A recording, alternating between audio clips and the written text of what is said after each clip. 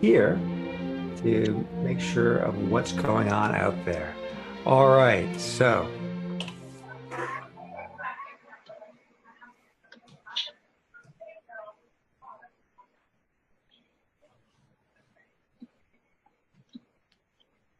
what's up with this?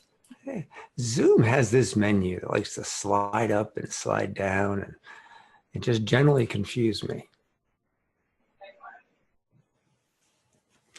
All right, so Dad, hey, a great cartoon, Calvin and Hobbes. Dad, what's a control freak? And he, with great confidence and arrogance, says, that's what lazy, slipshod, careless, cut-corner workers call anyone who cares enough to do something right. And his son asks, am I in the presence of their king? Should I kneel? And the father modestly adds, if anything works in this world, it's because one of us took charge. And that's who my audience is. People who take charge, people who are in charge, people who are running organizations or running sections of organizations or just want to get stuff done. Well, I'm going to present to you today one of the most simple, powerful ideas for getting more stuff done. I will also give you some links to where you can download the PowerPoint presentation, as well as a one-page poster, which could change your life. I had one client who put this poster up over her desk. One day she was speaking to an employee, doing some delegating, handing out an assignment, and she noticed the employee wasn't always making eye contact. This employee was looking over her shoulder. Well, she turned around and said, what is this person looking at? It was the chart that I'm about to share with you, because the person was looking for the request. They wanted to make sure they got all the components of what Tony Mayo calls a powerful request, so that they could be clear on what their next steps were. So let's get into that. What is the powerful request? I have a riddle to start you off from a great coach, Fred Kaufman. The riddle is, imagine 5 frogs sitting on a log. 4 of the frogs decide to jump off. How many are left on the log? Well, 5 are still on the log because deciding is different than doing. As Fred put it, decisions are worthless unless you turn them into promises. When I facilitate meetings, particularly when I sit in on management meetings, executive teams, sometimes I work with them on a regular basis, on a developmental basis, as we say in this business. That means I'm helping them have a better meeting today, but I'm also explaining to them what I'm doing, what my interventions mean, what their purposes are, so that they can run better meetings themselves later on. I spend much of my time in those meetings getting people clear about what action is going to be taken on the decisions they've made. I notice that when people discuss a topic and reach a consensus right about the time it's clear to everyone, and you probably know the feeling that we all agree we know what we should do about this, then we move on to the next topic. But decisions are worthless unless you turn them into promises. So I'm always telling people my magic words, which are, who is going to do what, by when? How do you do that? I'm talking about today powerful requests, not whines, not statements somebody ought to do something, not this has got to change, no passive voice. Powerful. And I mean powerful not in a dominating sense, but powerful in the physics sense. Power includes movement. If it ain't moving, the power doesn't matter. How fast does it move over time? Time is implied with that fast part. So making a powerful request, things that actually will happen, that will change the world, what does it take? Well, my mnemonic uses this triangle with 3 parts. Now I'm going to explain each part in perhaps excruciating detail. The idea isn't for you to carry all these details in your head, but for you to apply them to situations you've been in. In fact, one of the most effective ways to get value from today's presentation is to think about times you've wanted someone to do something and it just didn't get quite done. Or when people have asked you to do things and then were disappointed or even upset about the results. What happened? So the powerful request works for everyone involved, not just the person making the request, but the person accepting the request has a greater chance of success if you make sure it follows what I'm calling here the canonical format of a powerful request. We've got these three parts. The request is made inside of a shared context. I'll say more about what that means in a moment. It has conditions of satisfaction. So you know when the request is satisfied, what conditions must be met for the requester to be satisfied with the result. And then finally, there is the response, and this is the most popular thing to leave off of a request, and that is to wait for a response, to get a very specific reply that lets you know whether this is likely to happen or not. So let's dig into all three of these aspects. But first, we need a little bit of fuel. Thank goodness this plant was brought into Western society. Coffee. It's a good thing. All right. So let's dig in, get some details behind my assertion that this is the way to make a request.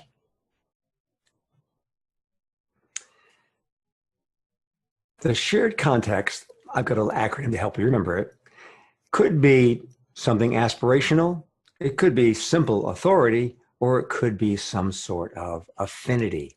Let's start right at the top with aspiration.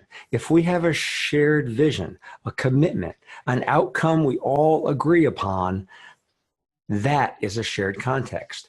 If we want to get from one side of the road to the other together, that's something we share. And if I make requests of you that you're convinced will make us achieve this goal, you're more likely to fulfill on those requests. It could be the values of the company. I'd like you to go about it this way because we share this company value of customer-centric.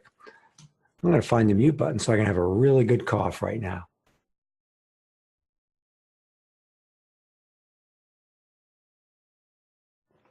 Oh yeah, I'm sure we both feel better now. All right, so that's the aspirational aspect of the shared context. So the person making the request, the person or persons accepting the request, that is making a promise, have this in common.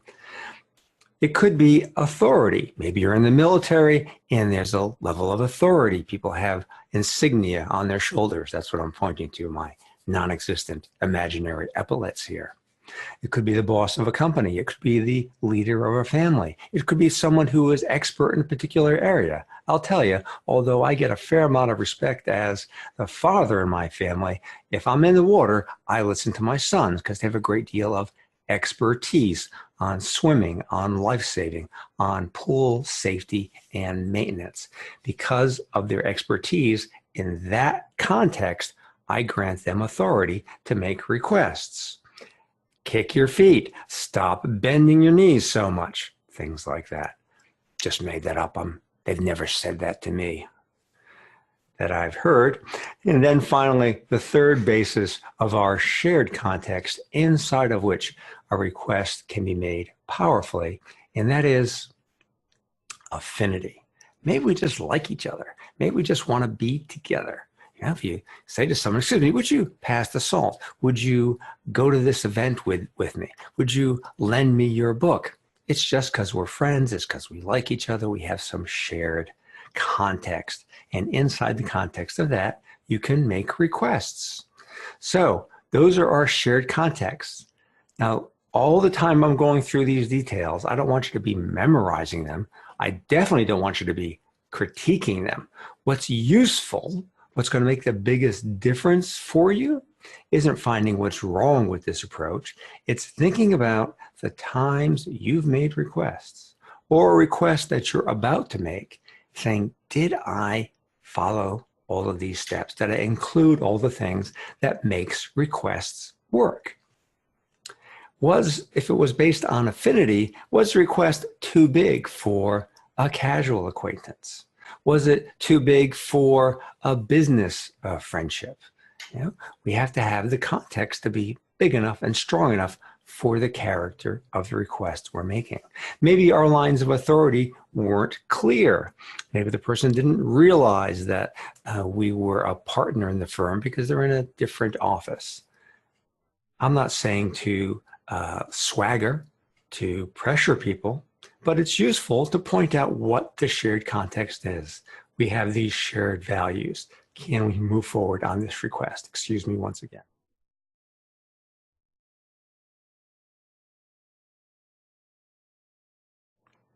I think the voice is back in gear. We'll find out in a moment. All right, so far so good. If not, just jump in and we'll clarify. Let's go on to the next step. The conditions of satisfaction. What must be the conditions so that the person who made the request is satisfied that it has been fulfilled upon? These conditions may include who did it? When was it done? Was there a deadline? Is there a repeating cycle? Time is where we think and live, so let's include it in our conditions of satisfaction.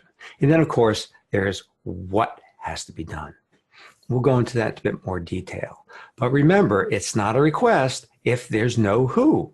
And that was the flaw I mentioned earlier in many business meetings. Yes, we ought to do this. That ought to happen. Well, the group dissipation of responsibility or the passive voice is not going to get it done. Bill McGowan, the very effective founder, leader of the MCI telecom company, used to say that every business activity should have a butt connected to it that can be kicked if necessary. Well, I don't want to be that severe about it, but the idea is we need a who and we need a when. These are the magic words. By when. By when. When I teach this to a group of business people, generally someone just from their own personality becomes the by when cop. They're the ones, whenever they see in a meeting that people are agreeing to some action, but there's no time in it, they say by when, by when. And I notice when I start pressing people on the by whens, suddenly they get a little itchy. They need to move on to the next topic. Maybe they need to run to the bathroom. Maybe they need to check something else. The when makes it so real. And that's okay, because it's a real request. All right, that's the who, that's the when. Let's talk some more about the what. The what needs to be something that you can evaluate later on. Oh, welcome, Julie. Thanks for coming by. Hi. Feel free to jump in at any time, any questions or concerns that you have about what I'm describing. So the what of the request, quantifiable, put some numbers on it, some quantity. When you send someone to get paper, how much paper do you need? Do you need a few sheets? Do you need a ream? Do you need a shipment? Quantify it. They can't read your mind. One of the rules my wife and I developed early in our marriage that we try to adhere to, and I encourage people to use it at the office as well, is no unexpressed expectations. We have to make it clear what we expect from people. The great sales trainer Dave Sandler put it a different way. He says you can't get angry with people for doing things you didn't ask them not to do. A lot of negatives in there, but you get the idea. Let's be clear. Let's have measurements. Let's have ways so everyone knows what is going on. And that's the objective part.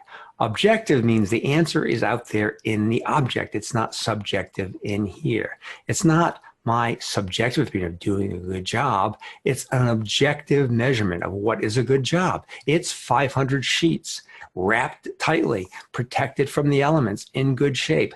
That's the objective kind of ream of paper that we need for this request.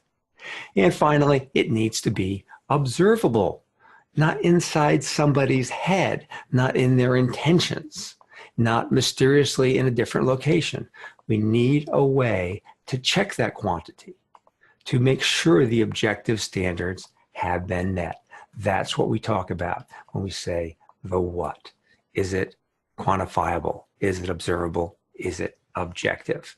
Again, these aren't things you're always going to go down in a list for, but if a request is important, you might want to look at the list. Or if a request is perennially not getting fulfilled, take a look at just how well you're laying out who is going to do what by when. And for that what, is it quantifiable?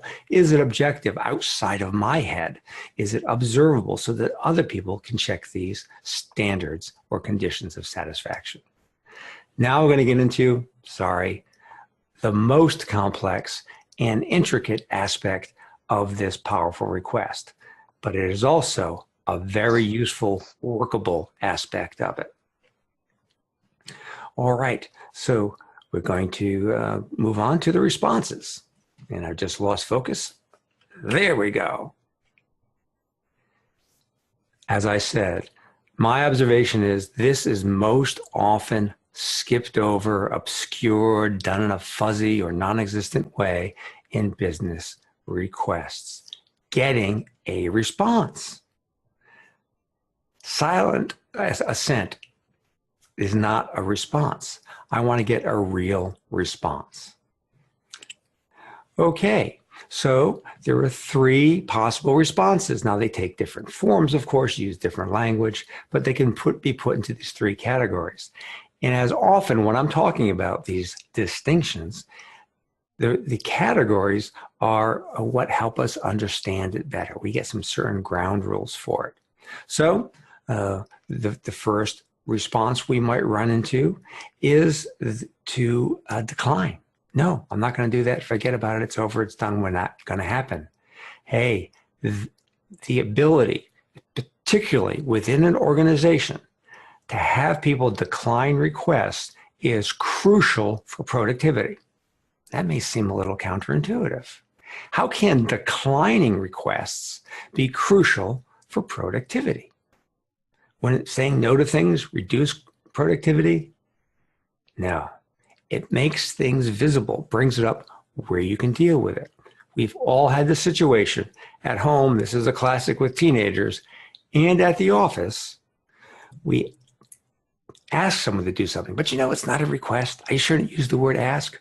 We tell someone to do something, and then it doesn't happen. Why? Well, we don't know. We're not having the conversation.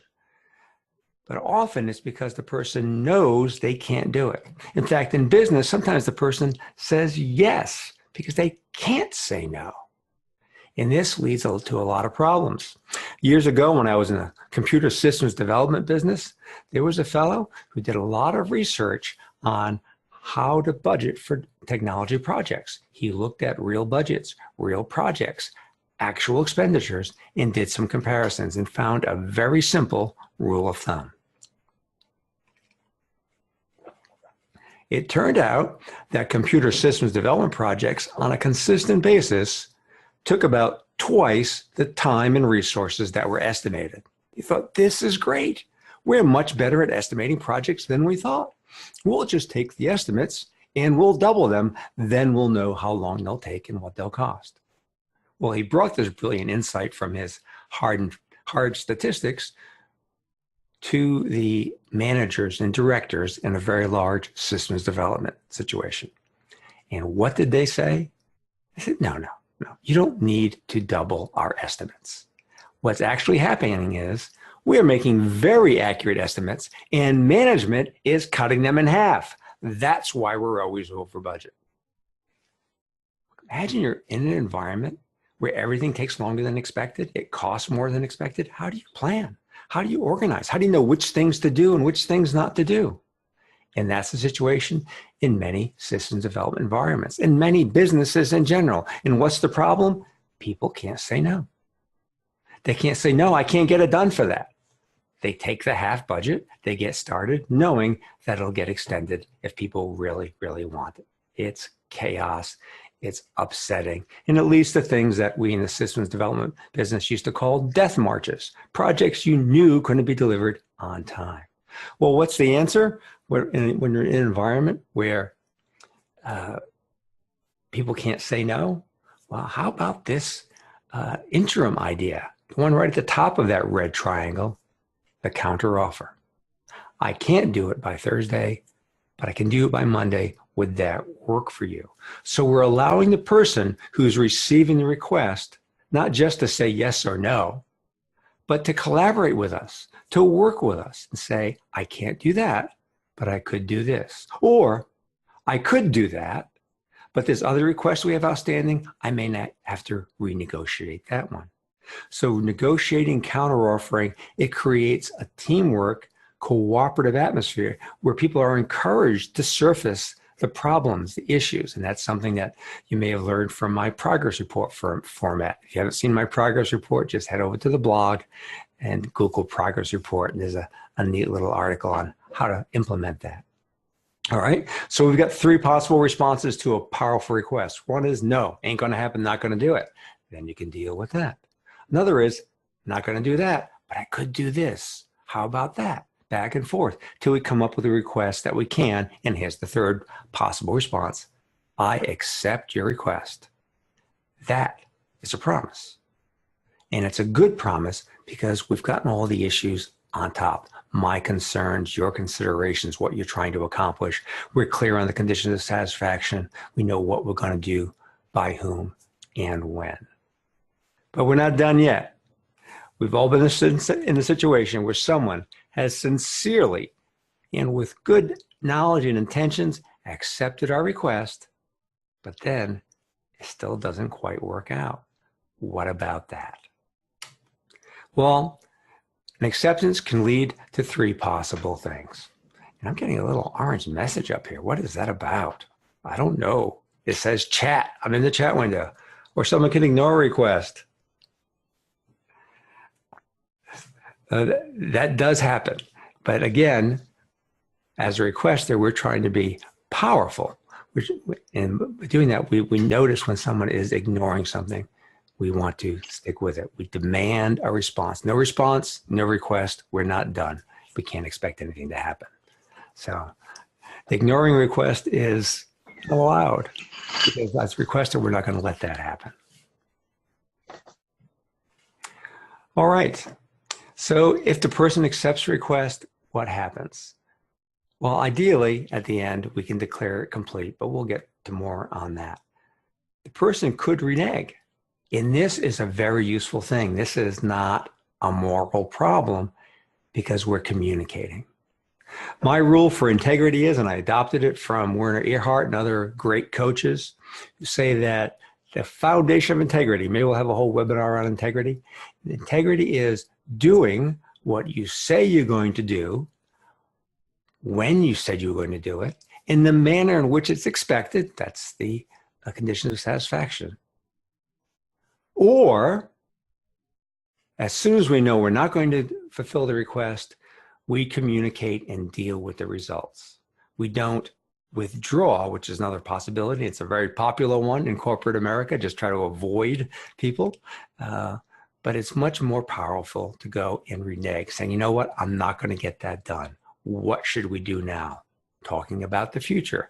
And again, I have a podcast and a blog post about what to do when people don't get their work done. How do you, as a requester or a boss, respond when they're not getting their work done? The key is, I don't want to talk about what happened. That's in the past. I got no power there. I want to talk about what you're going to do about it. What's next? What's next? That's what's going on with the renege. I can't do that after all. I had an experience with this soon after learning it. I was a salesperson. My manager came back from a conference with a bunch of what we used to call bingo cards. They're the little cards that sometimes you mail them in and sometimes you hand them in, which is your name, address, and what products are you interested in from us? And they check off a few boxes. Well, these bingo cards, as we call them, had a reputation of being worthless. You call the people, most of them you never get hold of, and the ones you do just filled out the card to get whatever tchotchke was being handed out in the booth. So I had a stack of these cards. I accepted them, and I didn't do anything with them because I knew it was a low-yield activity. And for days and days, maybe weeks, I'm not sure I want to admit to that, I avoided my boss because I didn't want him to follow up on my accepting his request to call the people on the bingo cards. I changed my path to the restroom. I avoided sending faxes because that would put me past his office. I was trying to avoid Bill for quite a while. And finally I realized that's ridiculous. We're adults. Let's deal with it. I walked in. I said, Bill, you gave me these cards to follow up on, and I took them. But we've done this before. None of these are going to yield anything but wasted time and phone messages. I don't want to do it. He says, you're right. They're a waste of time. I just handed them to you to get them off my desk. Let's throw them away. That was a renege, but it was done with integrity because we were open and above board about what we knew, what we wanted, what we were capable of. All right? So don't disappear like I did for a couple of weeks. Get in there and renege. Or our third possibility, as the person who's made the promise, I could declare complete. I could say, it is now done. That alone is a powerful practice to put in at your business, is to have people come back when they finish something, because it clears up that mental space of all this stuff that you think is being done out there, but you don't know if it's being done. You don't know if it's complete. You don't know how it's going. You might be using the progress report form I talked about earlier, but just letting people know it's complete.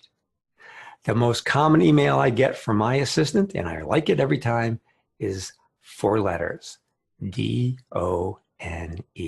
She's telling me that task is done. She's replying to the email with the request saying done. And it just relaxes me a little bit every time I get one. It's okay, that's handled. Now, not every person is as reliable as my assistant. So when they tell you something's done, there may be another step necessary. It might not be good enough. It might not meet those conditions of satisfaction.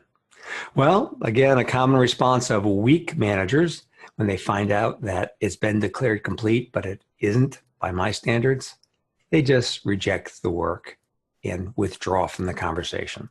Maybe find someone else to do it, or the real trap of the entrepreneur, they just decide to do it themselves. No, your job isn't to do it yourself. Your job as an entrepreneur is to get it done.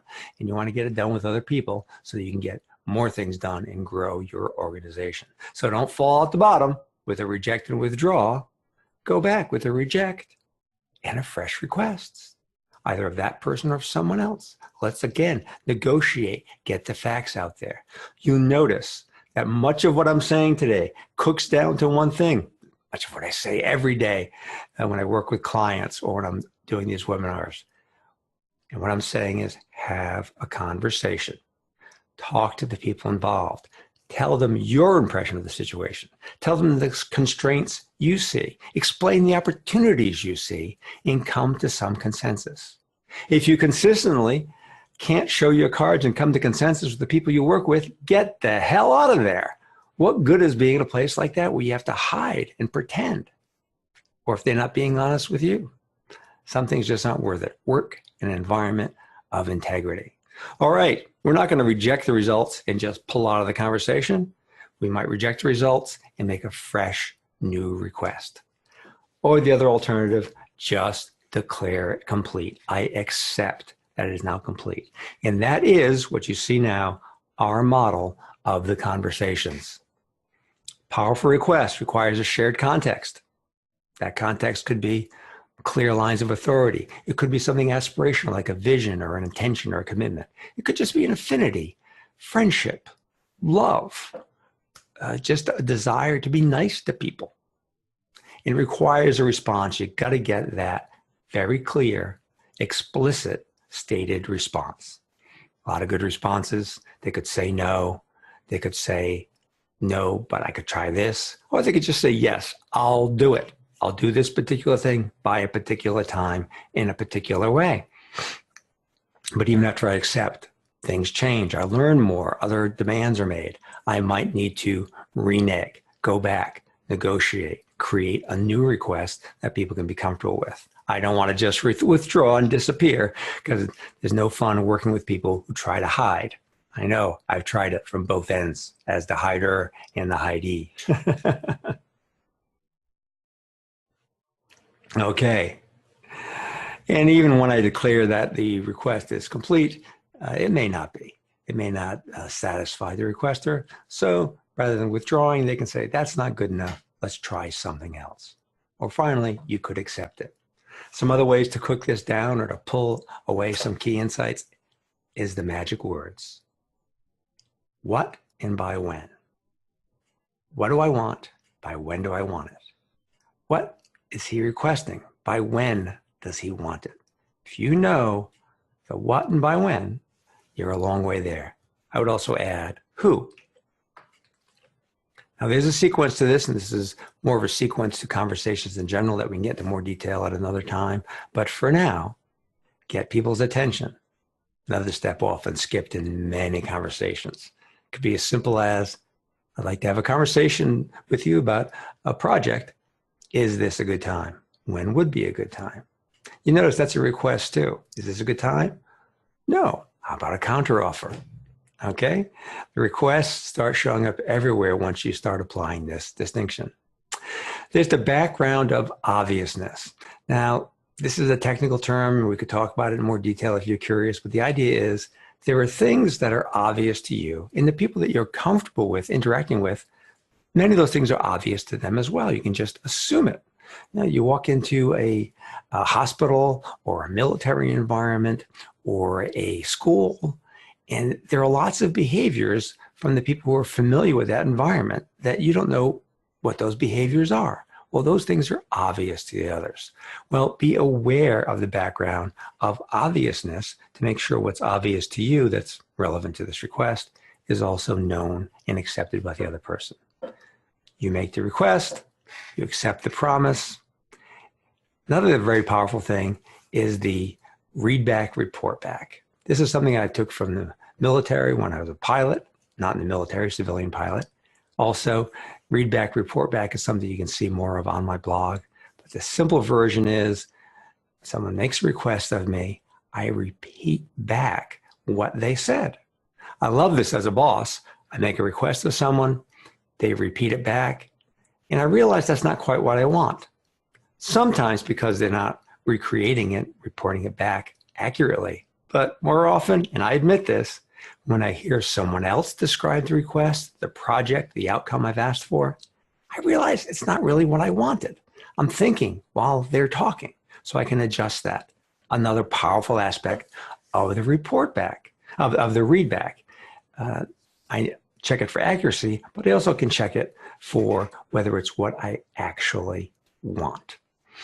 Later on is a report back. We talked about this earlier, which is it's done or it's not going to get done. I'll do this instead. So read back, report back. I had one client say this completely changed his life. Just adding these two steps to every request, every project. So we've got the magic words, what and by when, we've got the sequence, and we've got this large model. So there it is. It's all laid out for you. And you can go to our usual links, TonyMayo.com, Tuesdays with Tony, and I'll have these up there within a few days so that you can download them and see them. So let's find out what's on people's minds. Any questions you have, any concerns?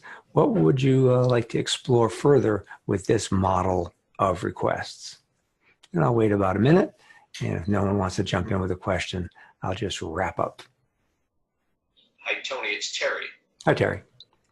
Oh, good. The audio works. This is like high tech for me. I'm glad to bring you into the 21st century. Well, the bank equipment is usually 100 years behind the rest of the world. I should also warn you that your video works. I have a nice view of your keyboard. Oh, how's that? Is that this thing? Yeah, your laptop must have the cover down or something. The camera's pointing at the keyboard. Let's see. You know what? I had it. I see where I am. Going the wrong way, buddy. That's okay. I'm just picturing you as you looked when you were 18. We were in high school together. I'll leave the keyboard there so I don't lose everything. Sure. An interesting presentation, and I say it's a lot of things you know, but you need refreshing on, and I made some notes and all. but I'm kind of stuck on your top triangle there, right at the apex. And the three different categories were aspiration, affinity, and authority.